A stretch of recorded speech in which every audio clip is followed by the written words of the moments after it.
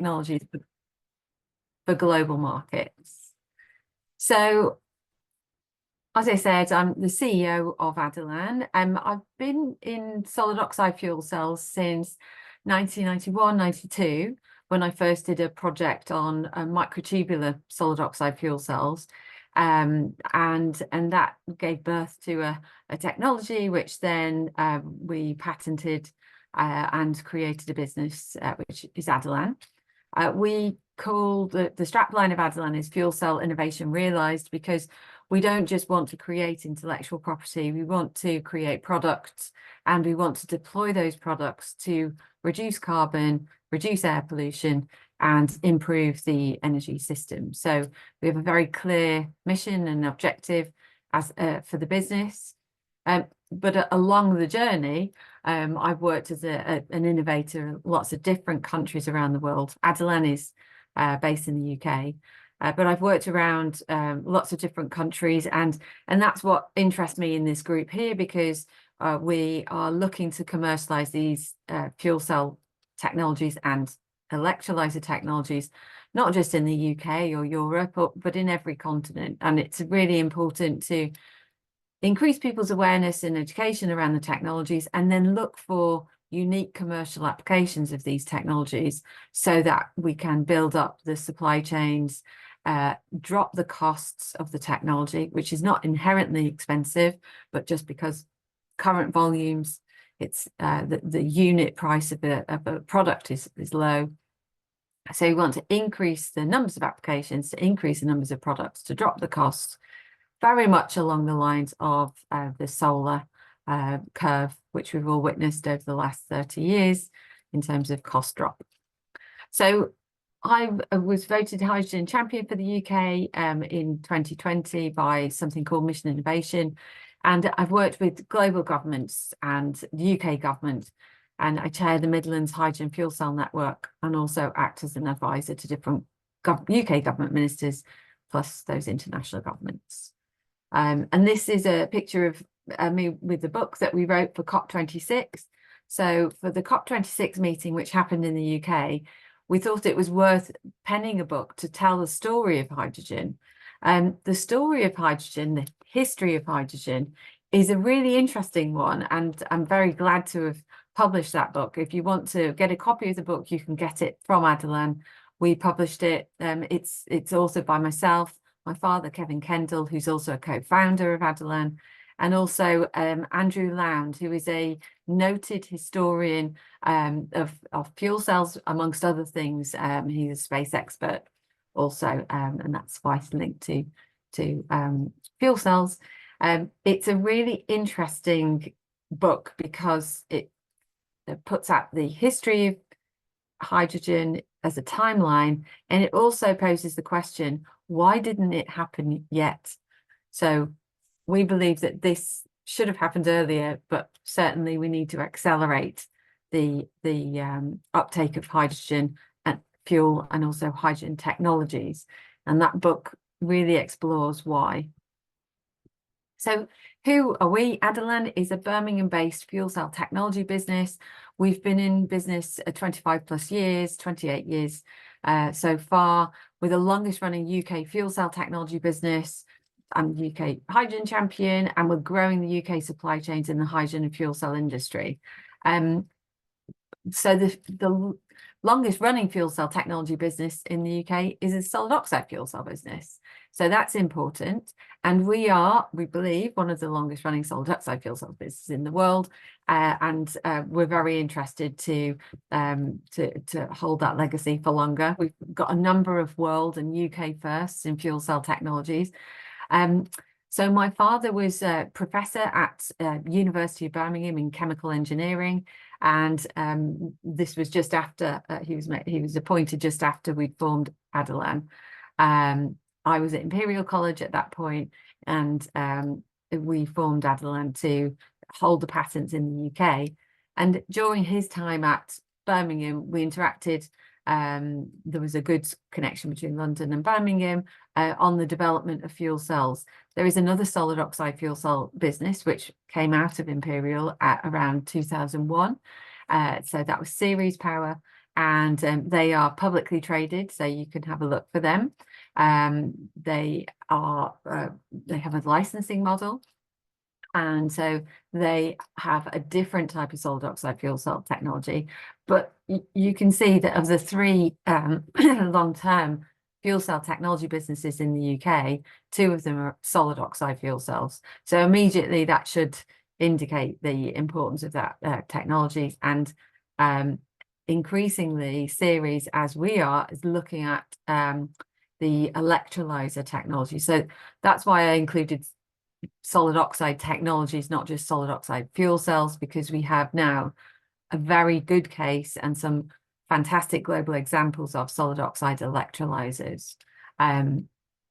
So in terms of world and UK first in fuel cell technology, we had the first UK hydrogen vehicle fleet, which is a microcab set of vehicles. They had PEM fuel cells on them, but we were also part of UK electric car demonstration in 2009. So again, indicating the links between electrification, electric vehicles and fuel cells.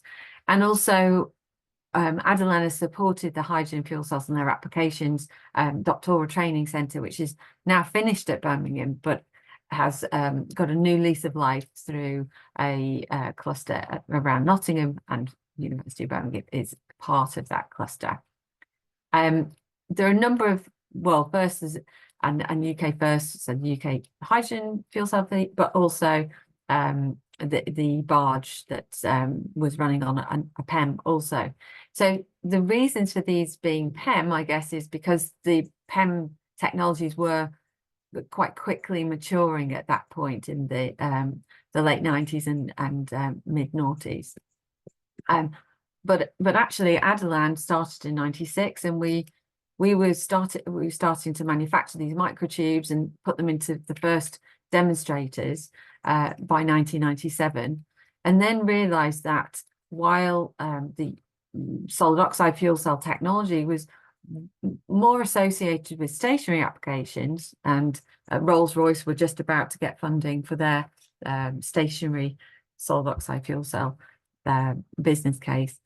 But we could also see an opportunity for fuel cells to go on the electric vehicles, for example, as small generators to generate auxiliary power for a vehicle, and also heat to warm the cab, and also to warm the batteries, which also would require heating during winter or in cold climates would be essential. So we started looking at solid oxide fuel cells that were mobile, and so the first handheld demonstrator was actually, we demonstrated in 1998, but this was the first portable system that was sold in 2003. And then in the mid noughties, we started putting them on other types of mobile devices, so including the vehicles, the cars. We also put them on drones. So there was a UAV demonstrator that we put together in 2012, and that was with Airbus. It's a publicly funded project funded by Europe. Adelan was one of the founding members of the Fuel Cell and Hydrogen Joint Undertaking. We were about 40 businesses, as I remember, 40 individuals that were all supporting the idea that Europe should have a commercialization program for hydrogen and hydrogen technologies. So that's PEM, SOFC, AEM, all the different types of fuel cells and electrolyzers that we see today. And that we were funded by that program to show the UAV. We also went on to show auxiliary power on camper vans and in truck cabs, and then looked at these mobile and nano chargers, which are still a very viable option. What we realized was, while these were all technically possible, what was not right was the economics. So the cost of these units, the individual systems, were too high. That's not really related to the technology itself. It's more related to the volume of manufacturing. And so that links to our current focus, which I will discuss later. But what we saw by 2020 was that there were stationary micro CHP systems being deployed at scale in Europe and in the States, and these programs are continuing. Some of those systems are still out there operating. They needed to be subsidized by government because there was a green premium that most ordinary customers couldn't afford. So there needed to be some kind of government support.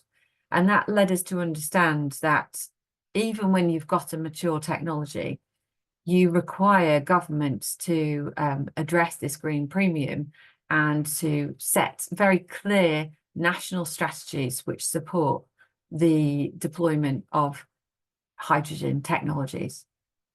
So we really saw national strategies being incredibly important. What we went on to understand later was that regional clustering of these businesses and activities was also important. But we started out by really deploying small systems, small solid oxide fuel cell systems into different applications. I've mentioned auxiliary power on vehicles, but you could also put it onto auxiliary power on marine or aquatic systems. You could have these mobile chargers. And so we started deploying those.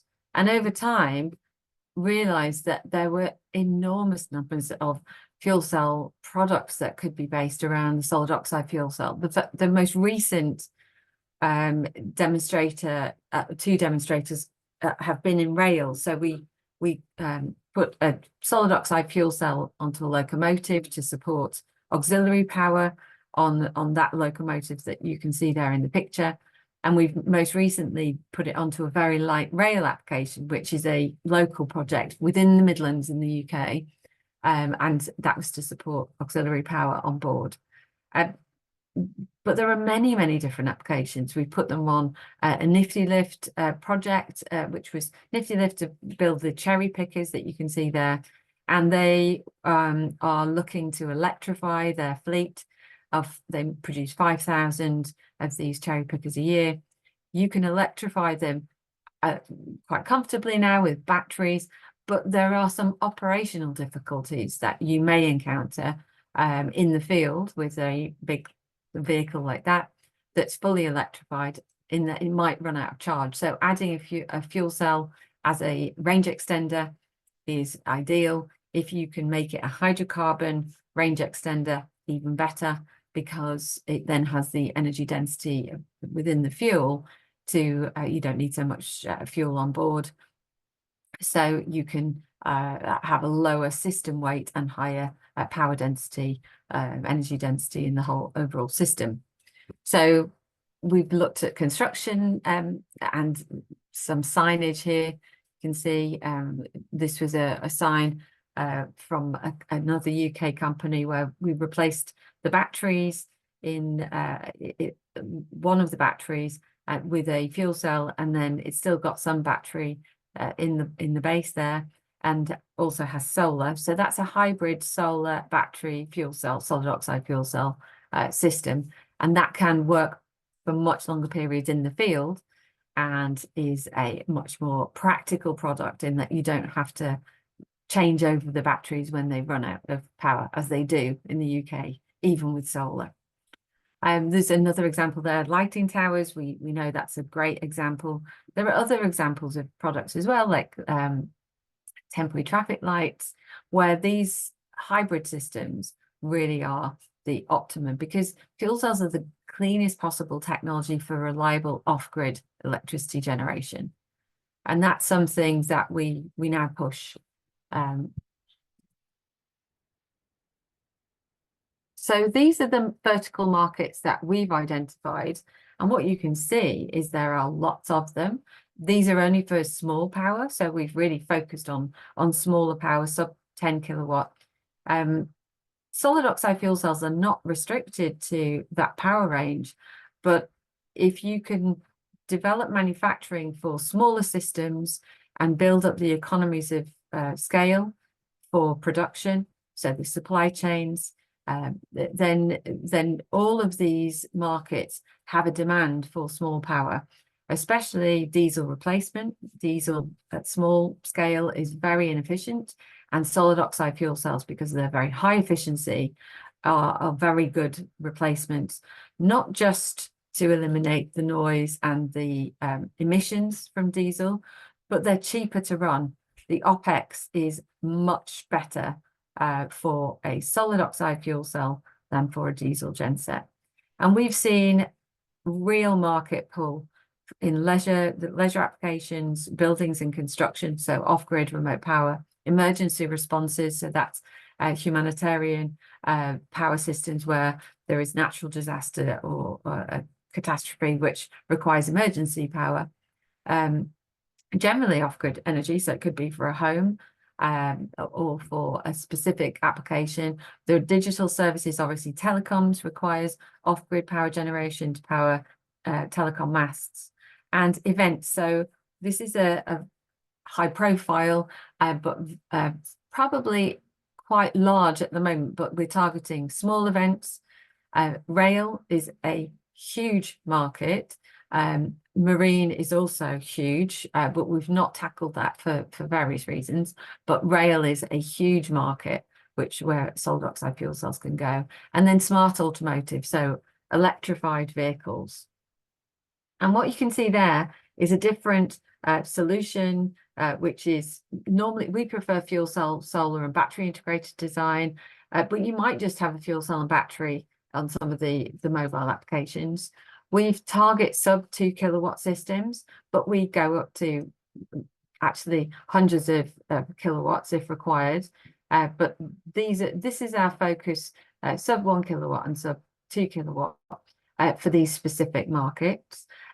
Some of these are already commercial. Some of them we have a proof of concept planned or in the process of delivering those. And some of them the proof of concept is completed and we're now looking to commercialize those. So why would we be interested in this? Well, luckily the Hydrogen Innovation Initiative has summarized the opportunity for the UK. It's a $1 trillion opportunity as they see it, and this is for hydrogen technologies. So it's important when we talk about the hydrogen economy that you separate out the hydrogen fuel from the hydrogen technology markets, because they're quite different. And what we've said is that as a technology business, we are commercializing technology, but we require fuel as a generator. And so we have to work very closely with fuel providers, and they decarbonize the fuel that we'll use. We decarbonize the technology. And when you combine those, that's the best carbon outcome you can get. A decarbonized technology using a decarbonized fuel. The ultimate decarbonized fuel is hydrogen, but there are many decarbonized fuels, and hydrogen has advantages in certain scenarios, but it also has disadvantages that other hydrocarbons, for example, can beat. And as long as you're in net zero balance, so you're taking up the carbon that you're emitting, so you're not adding overall, you're not adding carbon to the atmosphere, that's the optimum. So we have outlined our business case, but the Hydrogen Innovation Initiative outlines the wider business case for the UK, and also outlines the strengths of the UK in terms of the ecosystem. So again, lots of figures for understanding the hydrogen innovation opportunity. There's really a 10-year window to really move this forwards. And so it's essential that in the commercialization process, we start looking at the bottlenecks. And what we've really identified as one of the key bottlenecks is the supply chains across the whole of the UK infrastructure.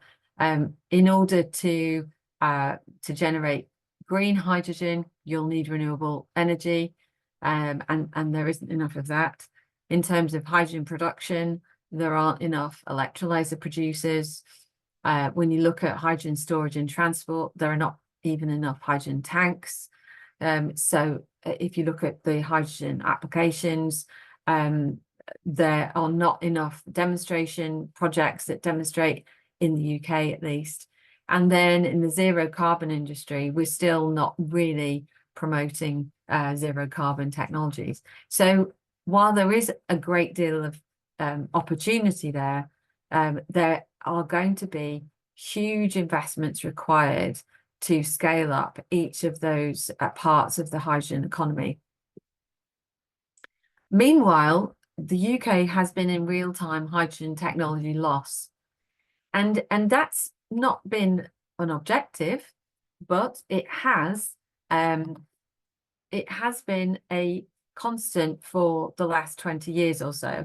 There are no hydrogen technology support programs in the UK currently. So while UKRI, which is UK Research and Innovation, it does have programs where fuel cells or electrolyzer technologies and other hydrogen technologies can be included for funding. There is no specific hydrogen technology funding program.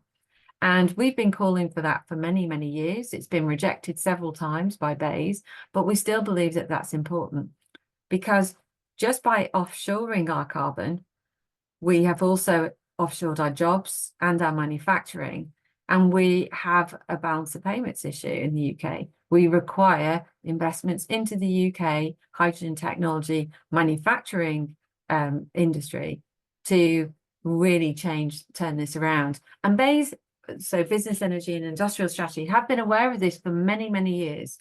And in fact, this is their slide. So this was their slide from 2017. So this is a very clear indication that they understand the problem, but it's not yet been addressed. So that's the big opportunity for the UK. So I mentioned national strategy. In terms of the UK fuel cell ecosystem, there are clusters of fuel cell and hydrogen technology actors, and they have formed clusters and what I would call the UK fuel cell ecosystem or hydrogen technology ecosystem.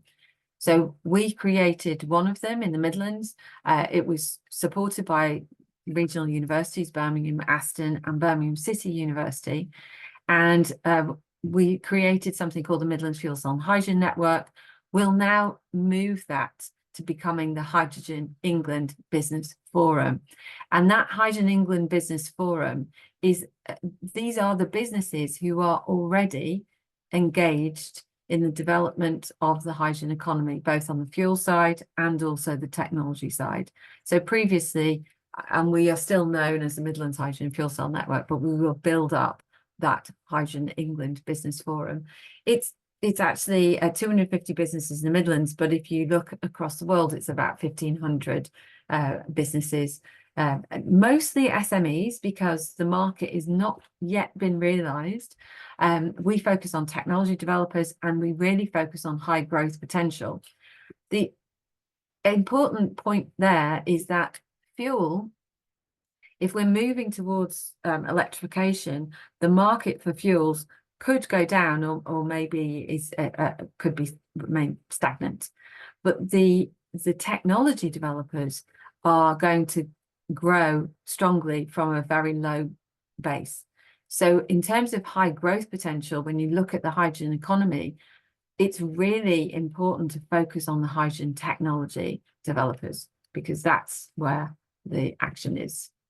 If you look at a map of the UK in terms of the actors, the hydrogen technology businesses, they are actually clustered around the Midlands. And so the Midlands has a unique position.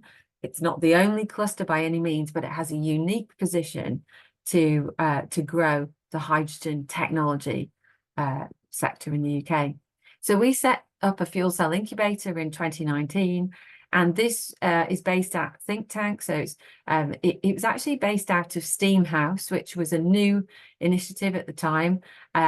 Steam House is now relocated around the corner to Belmont Row, and it's part of the Knowledge Quarter, which is being built up with the universities in Birmingham. That Knowledge Quarter stretches from Aston University on the A38 right over to the HS2 site at Curzon Street, and the think tank faces the new HS2 site, which is currently being developed. And the think tank is a science museum, and it houses, think tank also houses, or Millennium Point, the building houses BCU, which is Birmingham City University. Steam House is an initiative from Birmingham City University to grow businesses within the region. And it's mixing STEM subjects, which are the STE and M from STEAM, with the arts. So the A is coming from the arts, and that's more around product development, architecture, and marketing and other skills within BCU, which are being applied to these technology intensive businesses.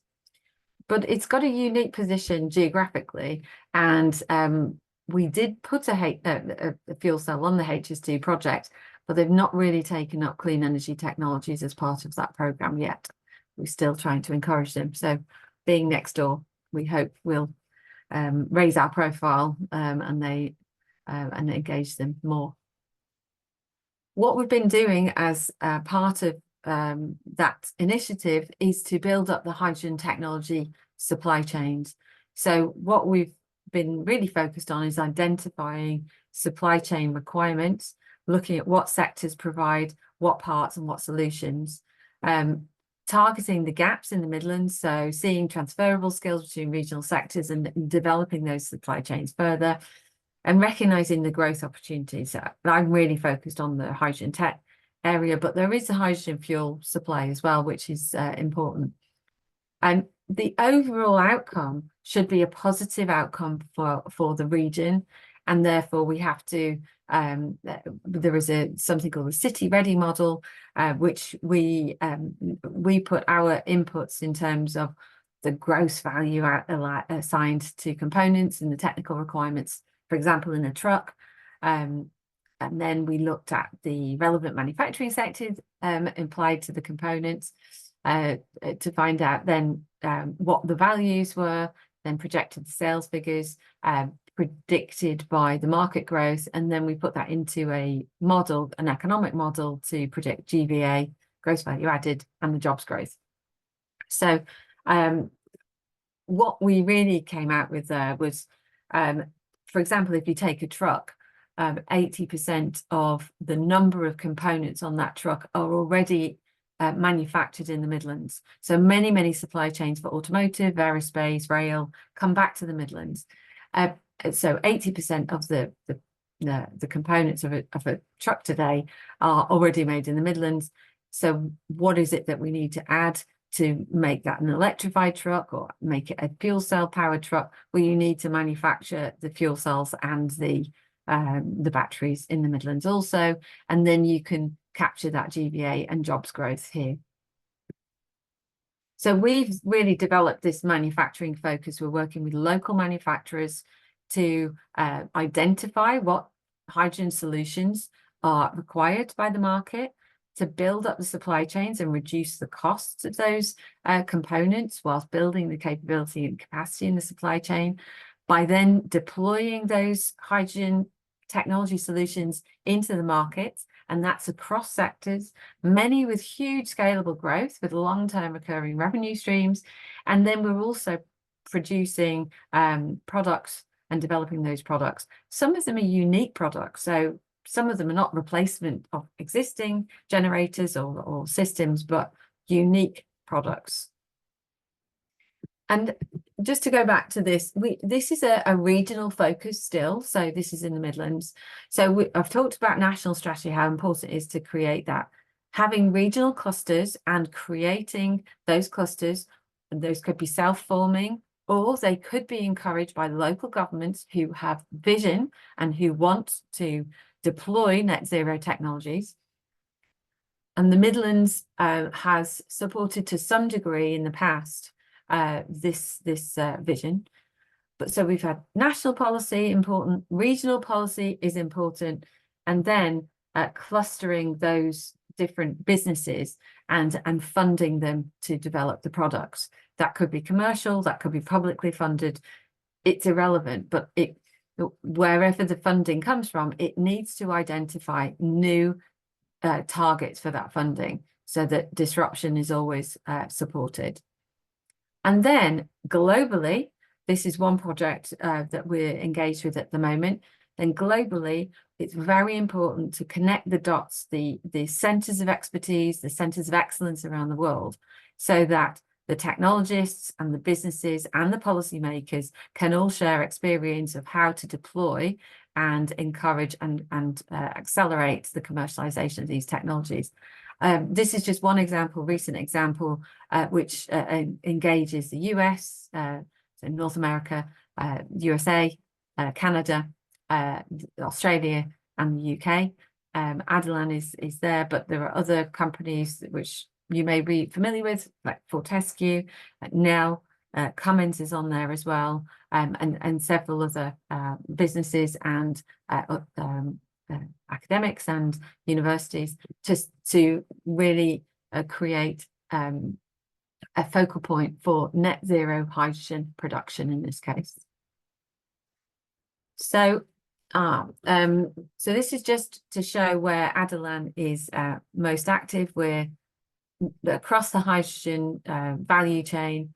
We are in mobile stationary transport and use of hydrogen as a gas, as well as some of the conventional uses of hydrogen. And this is just to show the different types of hydrogen. We are very focused on, it doesn't show this very well because of the block. Hopefully you can see it maybe better than me. But on this one, this gives you the relative carbon equivalent emissions associated with 1 kilogram of hydrogen.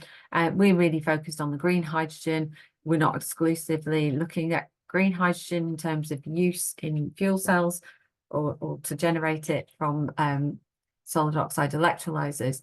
However, we would always encourage where that's commercially viable.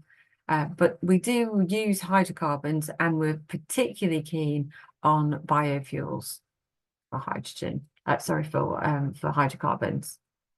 And this is just really a show of how global this this game is. There are thousands of vehicles. There are thousands of hydrogen stations already, and this will grow over time. But we do also believe that the use of infrastructure fuels today, because we know what the prices are, and infrastructure is not required to support their delivery to the customer, then we do believe that fuel cells could and should operate on the greenest fuel that they can afford today, which is not necessarily hydrogen. And as the hydrogen capacity and supply chains build up, that price will drop. And therefore, hydrogen is a longer term goal. But for now, we can use hydrocarbons more efficiently in fuel cells. But the demand that builds up by 2050 for hydrogen is colossal. And it doesn't really kick off until the 2040s in earnest. So there's not the kind of growth that we would be seeing in the hydrogen technologies area. So it's just a good example of how this is not going to necessarily, hydrogen fuel is not necessarily going to reduce the carbon emissions in the shorter term. We have to increase fuel efficiency, and we have to reduce the amount of fuels that we use to generate every kilowatt hour. And that means that solid oxide fuel cells is a really good option to eliminating carbon in the short term. We've got some comparisons around SOFC and hydrogen PEM as well. While hydrogen PEM is a very it's a great technology, it's mature in certain applications like automotive, and we support it very much where it's appropriate. We do believe that there are advantages to fuel flexible solid oxide fuel cells, and we think that that's slightly undervalued at the moment. So we like to promote these different benefits. So there's a bit of detail there. I'm sure people can go through that in their own time. But what we're putting together really is a sort of a framework where we can show how solid oxide fuel cells, which can generate power and high-grade heat very efficiently, the most efficient generation technology to date at that an affordable price. It has very low OPEX that delivers low fuel bills. It's reversible, and it can also support energy security concerns, so that because of the fuel flexibility, you can use a variety of fuels. The efficiency for green hydrogen production from the electrolyzers is mature at this point, but the supply chains are not so mature. So that's taking up our time looking at the green hydrogen electrolyzer technologies, SOEC. But the efficiency is very high, and that has real positives for lower water use, for example, for steam reformation.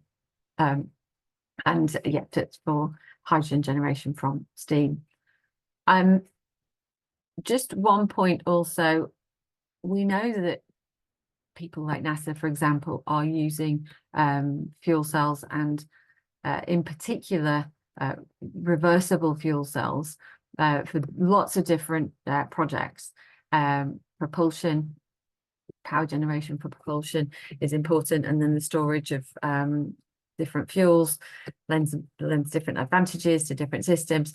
But we're very interested in the aerospace uses for solid oxide fuel cells as well. But ultimately, what we do at Adelan is take the greenest gas that we can find at an affordable price. We put it into the Adelan fuel cell, and it typically recharges batteries. So we're powering up, cooling down, because you can have chillers, you can have tri-generation systems, and heating up with that very high grade heat. In terms of the microtubular SOFC technology, we've had a global leadership role in that technology, in that we invented it in the early 90s, and there are certain aspects that we are responsible for, and very excited to share that with the world and different products. And we've also really supported commercialization, which is the real focus at the moment. So we offered lots of different things, different types of organizations, both in universities and also for businesses. But it's really understanding the product reviews and the opportunities to improve power efficiency where we're really focused at the moment. And we're designing many fuel cell trials, for example, for vehicles, which is very rare for SOFC businesses. We compare different fuel cell costs and systems and competitor costs and benefits, and also benefits with incumbent technologies, for example, like diesel. We compare CO2 costs and health and safety, and then we build representative installations and do a benefits validation with customers. We look at codes and standards, insurance, health and safety documentation, and we're really all about the rollout opportunities and market analysis and exploitation plan. So it's really about business planning. And the main sectors, as I said, construction. Just a simple trial here shows you can see the average weekly CO2 emissions for a 100-watt system or a 250-watt system compared to a diesel generator, and the average weekly operating cost per week. They're actually slightly changed, but this was at the time in 2022 where it's 75% cheaper to run the fuel cell than it was to run the diesel genset, and it saves, even with a fossil fuel, it saves 80% of the carbon. If you move to a biofuel, it eliminates 98% of the carbon compared to a diesel genset, which is comparable with a hydrogen fuel cell, because the hydrogen fuel cell was using blue hydrogen, which 99% of bottled hydrogen in the UK is still blue, so it's still got a carbon footprint. The leisure segment is really critical, and also the remote power segment, gas pipelines, amongst other things, refineries, all important markets for us. But I'm conscious of time, so the main focus for us is always to reduce costs, to reduce carbon, and reduce things like nuisance. So that's our focus with all of our technologies. And if you're interested in purchasing the book, please send us an email and we will send you a copy of the book. And very keen to stop now and to take some questions. Thank you.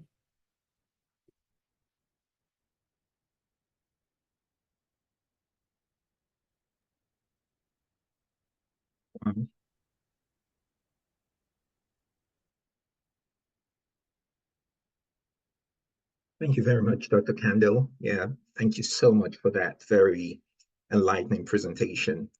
I'd like to go to the audience. Do we have any questions from the audience for Dr. Kendall?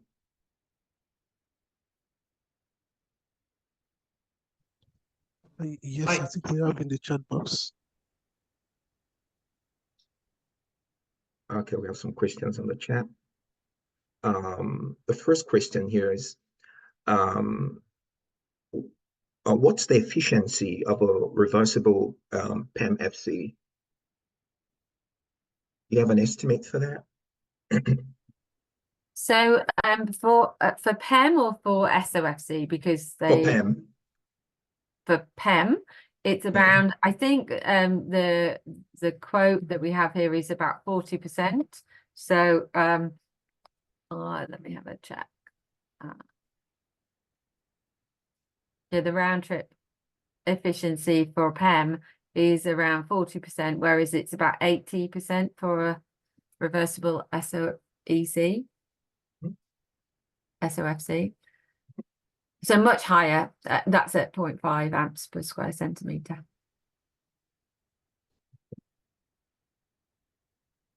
Okay, good.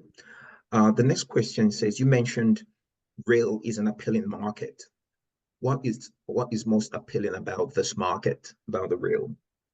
Yeah, thanks for your question. The rail market, so we've spoken to rail over the years, and I think it's clear that there are many, they're effectively dependent on diesel.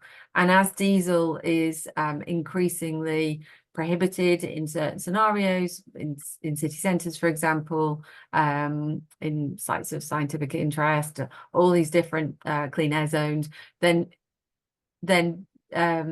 there's a push for cleaner generation technologies. Electrification will be part of that, so batteries will be part, but every battery needs a fuel cell. So every battery can be a storage device, but it needs a generator. So the fuel cells, solid oxide fuel cells in particular, I think are, because there's no weight restrictions on rail, then it's easy to put a solid oxide fuel cell on a rail application and locomotives. So you've got actually two options. You've got the rolling stock, which is the immediate opportunity that we've addressed, but you've also got estates. So you've got remote estates for rail, and they're big landowners, so the land area is not necessarily an issue. So they have lots of opportunities, I think, to exploit their land. Also, if you think about car parks for a station, then you could have remote power generation, recharging electric vehicles, and that could be a nice business model for the rail industry. So there's lots of different business models and also practical applications of the technology. Excellent. We have one more question. Says, how does SOFC compare from a fuel cost point of view? Yeah, as a direct swap for diesel and rail? We've done that calculation. It does very much depend on the size of the system and the application, how it's operated, basically. So we've done two so far. We did a locomotive with coalesce, where if we just replace the auxiliary power, so that was so decoupling the diesel genset or the diesel engine on the locomotive, and adding a fuel cell to supporting auxiliary power. So if it's in a station, you could have the fuel cell on rather than the diesel genset, the diesel engine. In that case, we were saving per annum somewhere like 12% of the costs, and that's the operating costs. If you move to another another type of system, if you for propulsion, then you could be reducing it to a much greater extent. So on the small, very light rail applications, I think it was something similar, like 10 or 15%.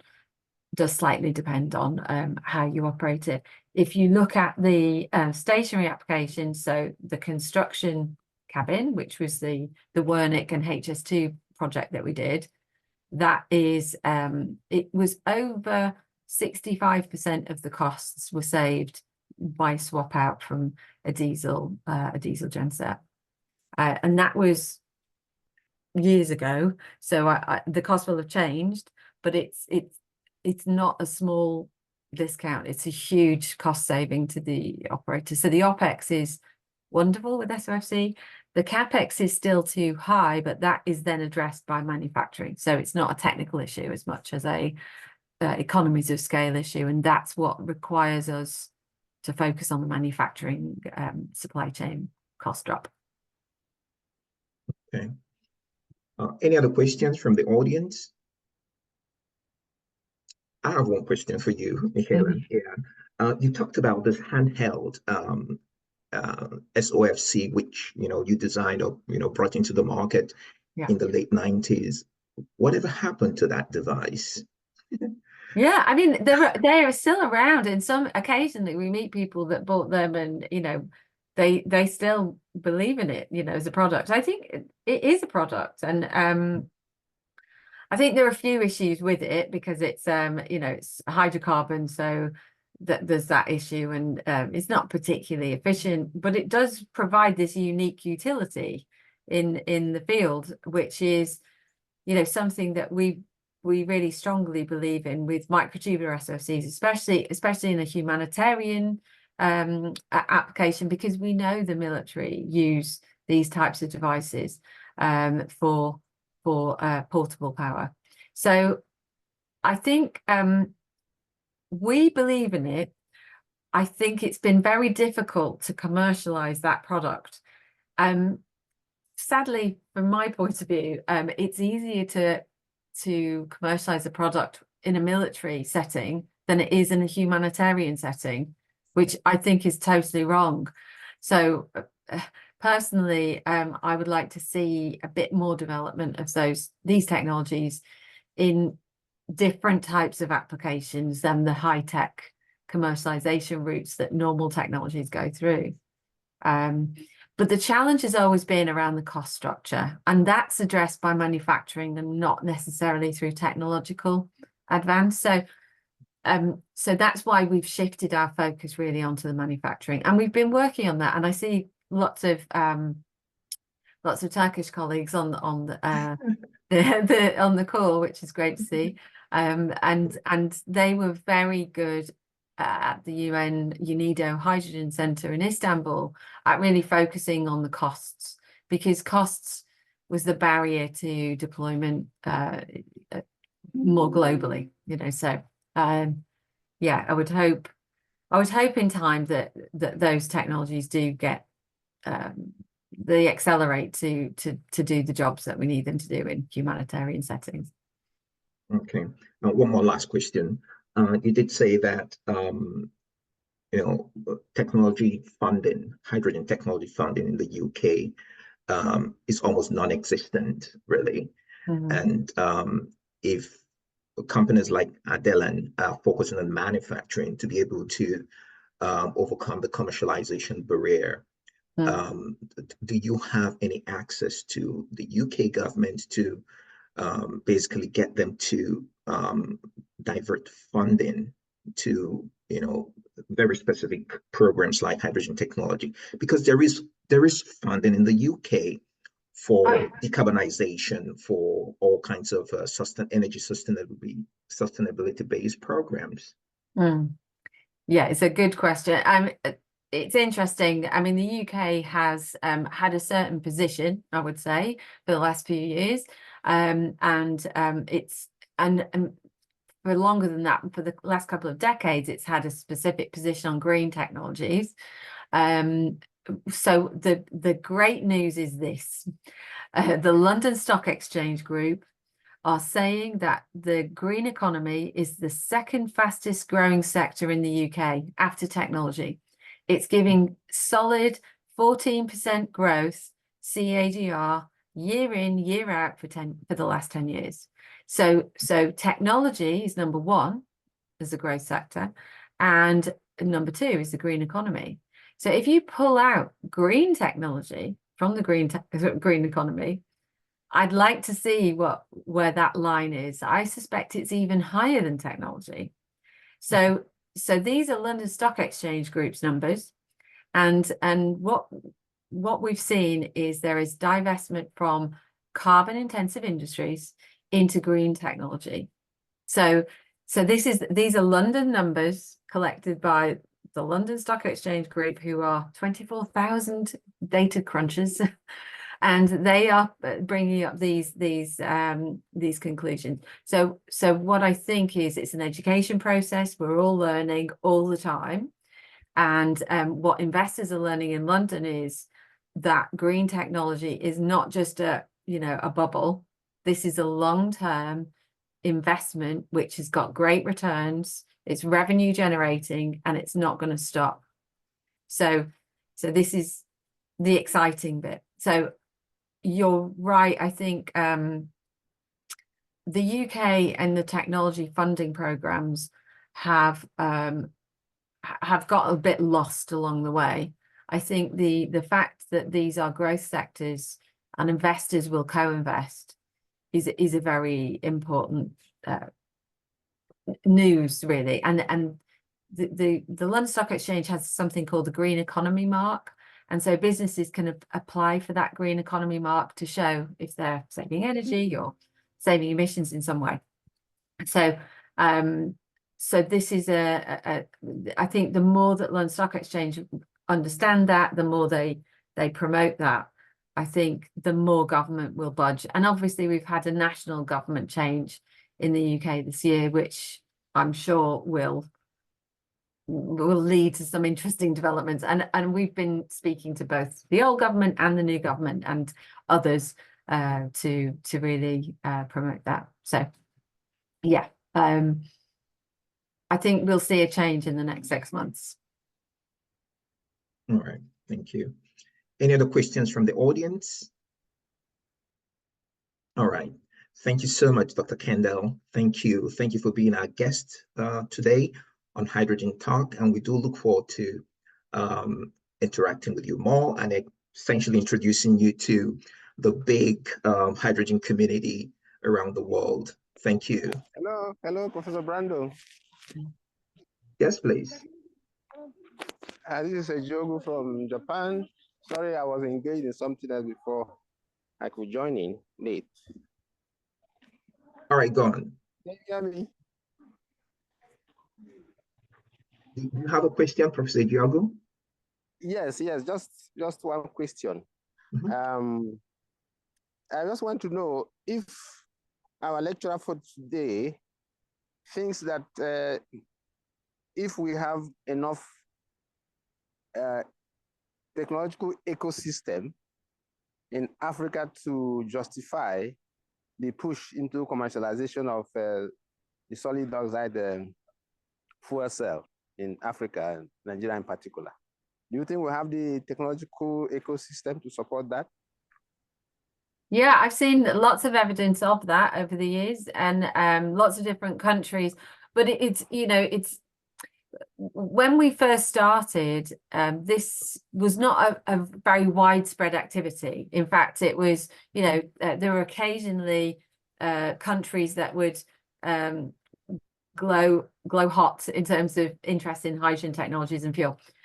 Over the years, the whole world has sort of lit up as interested in this technology, and over many of those countries have been in Africa variously over the 30 years that we've been there. So yeah, I don't see why not. I think the key bit is finding the application where this makes sense and where it can be economically justified.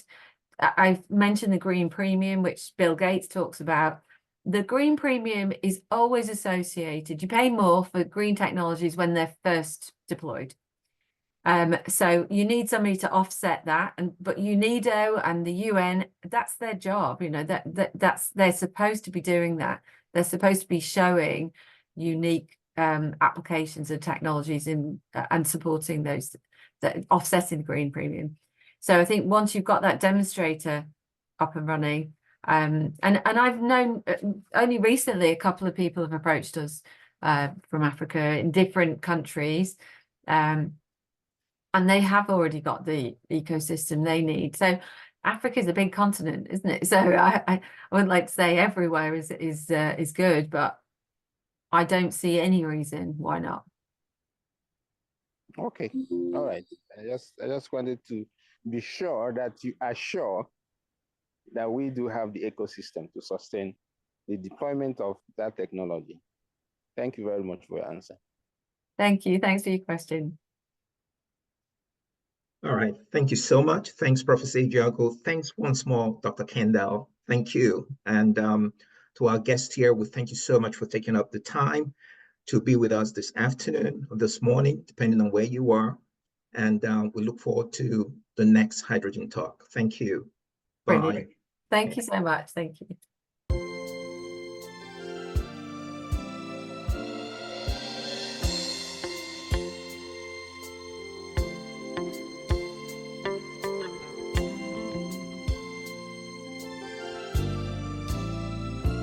Everybody wants to be a winner